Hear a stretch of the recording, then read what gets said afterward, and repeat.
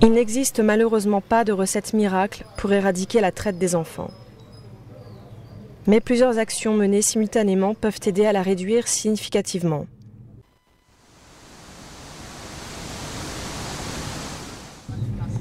Pour informer parents, enfants et communautés des risques de la traite, des campagnes de sensibilisation sont menées.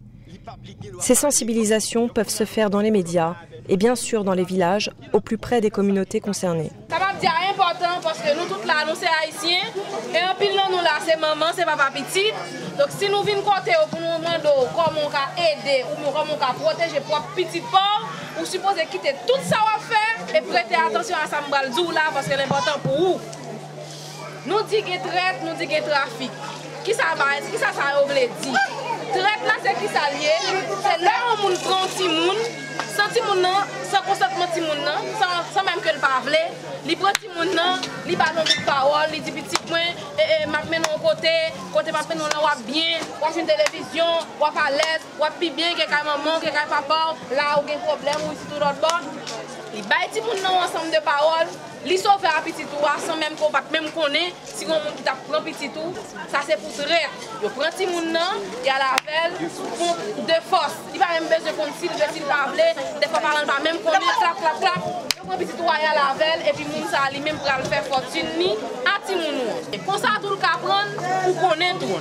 Parce qu'on lui vient parler avant, bon chéri, madame, bien merci un tel comme un tel. Ah moi gen 8 ti moun là, puis moi gen tant ti moun là, ah devle do a yon oui. Voilà comment moi, la fait bien que côté lié à là. Et vous dire le frère qu'on fait, mais d'accord, mais on fait petit monde là, peut-être là et des massacres d'Ève. Non, c'est ça et puis les petits monde arrivé, ils vont vivre l'autre réalité. C'est ça que fait nous dehors pour nous dire pour qu'a venir moun ça qui va être moun. Pour qu'a venir un complice à un autre monde pour faire propre petit tout passer misère. C'est la pile parce que moi-même tant coup pendant pas de ça dans tête moi pendant nous venons faire question ça là si me gagner do monde devine me demander si moun t'a bail pas faire ça encore côté monde qui concerne c'est pour nous voyager si moun va faire la cocager encore dans la coulaka. Depuis le tremblement de terre du 12 janvier 2010, des agents spécialisés de la brigade de protection des mineurs ont été postés avec l'aide d'UNICEF aux 4 points frontières entre Haïti et la République dominicaine. On est là pour contrôler les gens qui traversent la frontière avec des enfants. On doit vérifier si l'enfant est accompagné de ses parents ou d'une personne qui a l'autorisation de ses parents pour partir avec. Mais on va faire la cour de lit encore, non, non, si cache ma paille. Les agents contrôlent systématiquement tous les enfants, accompagnés ou non, qui traversent la frontière. Seuls les enfants accompagnés d'un parent et ayant une autorisation de sortie du territoire signée par une autorité compétente ont le droit de passer la frontière. Les enfants, accompagnés par un étranger, ne sont pas autorisés à traverser et la brigade prévient leurs parents afin qu'ils viennent les récupérer à la frontière. Lorsque la brigade de protection intercepte des adultes tentant de faire traverser illégalement des mineurs, elle les arrête et ils peuvent être jugés et condamnés pour voyage irrégulier ou enlèvement de mineurs. Mais les contrôles aux frontières ne s'arrêtent pas au contrôle des 4 points officiels. Il existe des dizaines de chemins non officiels tout le long de la frontière que les trafiquants d'enfants peuvent utiliser. Des patrouilles de police sont donc organisées pour contrôler ces points de passage.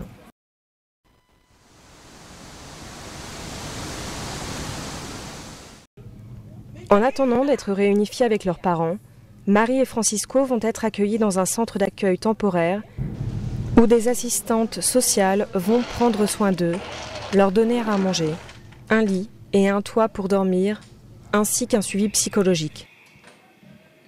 UNICEF soutient plusieurs de ces centres à travers tout le pays. En pile, nous joignons à partir de quelques leaders qui sont dans la zone, qui connaissent Simon bien et qui connaissent la situation autour. Ces enfants, ils ont besoin de traitements tout à fait différents parce que ce sont des enfants qui ont beaucoup souffert, qui ont perdu l'âge d'insouciance, l'âge de bonheur. Ce sont des enfants qui ont souffert. Donc il faut vraiment que les centres aident un personnel compétent des psychologues, des travailleurs sociaux pour accompagner ces enfants. Parce que cet enfant doit pouvoir s'exprimer et faire passer cette souffrance qu'elle a eu à souffrir. Nous avons un support psychosocial. Nous toujours essayons d'entendre et puis nous mettons les gens à l'école. Nous encadrons dans l'école, nous toujours visitons dans l'école chaque 2 fois par semaine. Voir comment accompagner ces enfants vers ces familles et de soutenir la famille avec des activités génératrices de revenus pour que chaque famille ait les moyens suffisants de garder leurs enfants avec eux à la maison.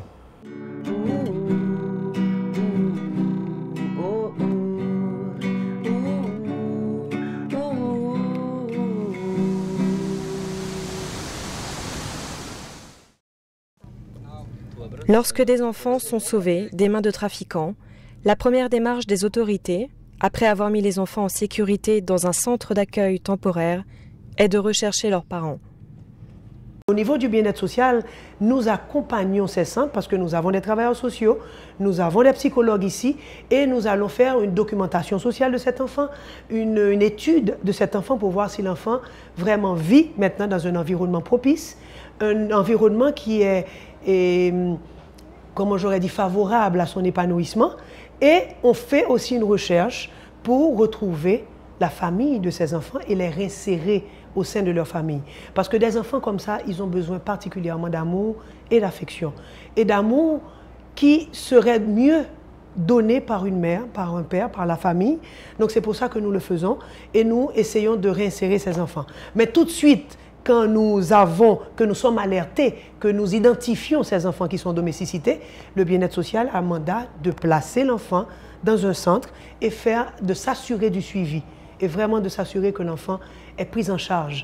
Nous faisons des contacts pour voir si l'enfant peut nous donner des informations sur ses parents, par exemple, et le numéro de téléphone de ses parents ou bien l'endroit où il habite. Après la recherche familiale, on fait les suivis parce qu'on doit savoir est-ce que ces parents-là ont de la possibilité vraiment, comment ils vivent, dans quelles conditions ils vivent pour recevoir ces enfants-là.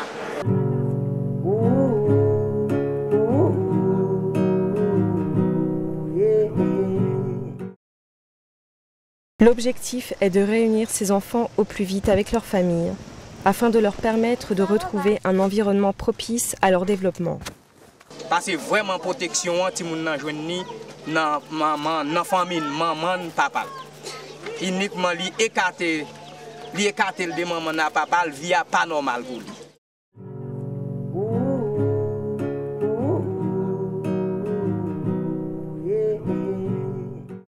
La réunification familiale n'est un succès que si elle intervient dans un cadre financier et familial sain, c'est-à-dire si les parents peuvent se permettre d'accueillir l'enfant.